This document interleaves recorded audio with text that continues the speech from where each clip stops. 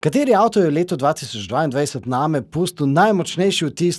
No, ta odgovor je letos izredno enostaven. Ampak nenavadno veliko je viceprvakov. In poglejmo najprej te. Prvi avto na drugem mestu pri meni je Dacia Jogger. Zato, ker se rad vozim po makadamskih bližnjicah, ker imam rad prostor in Jogger me je presenetil celo z udobjem. Izletniški je tudi naslednji viceprvak, v bistvu še bolj, zato ker gremo zelo radi na izlet še s kom drugim in na moje lestvici zato ne more manjkati Volkswagen Multivan.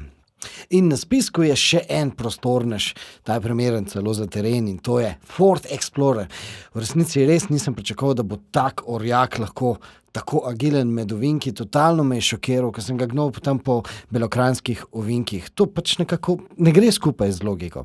In Audi S8, to je povsem ista zgodba. Velik, prestižen, udoben avto, ampak v ovinkih je, kot bi vozil športnika. Pa še tretji avtomobil je, ki je negiral logiko. Citroen C5X. To je francosko mehek avto, ampak hkrati je v ovinkih odličen. Ne bi verjel, če ne bi probal. No, pa še en avto me je v letu 2022 presenetil z dinamično vožnjo. Namreč električni avtomobili so po večini, so pri tleh, ampak večinoma pri dinamični vožnji pogrešaš tisti pravi športni občutek. No in lansko leto pa sem vozil prvi električni avto, ki mi je bil všeč tudi pri dinamični vožnji. Cupra Born.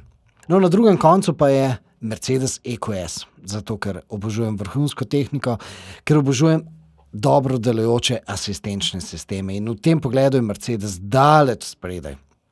Ampak zdaj smo prišli do številke 1. Daleč najbolj me je v letu 2022 prevzel Cupra Formentor. To je dovolj prostoren, dovolj terenski, dovolj udoben avto, ampak vožnja, no, tako zelo enostavno je šlo čez ovinke. Jaz sem lahko hitro vozil, pa niti eden od mojih sopotnikov iz družine ni jamral.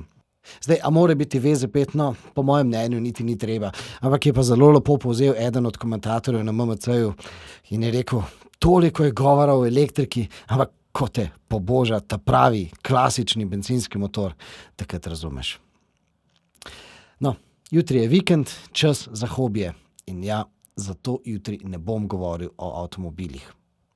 Se vidimo.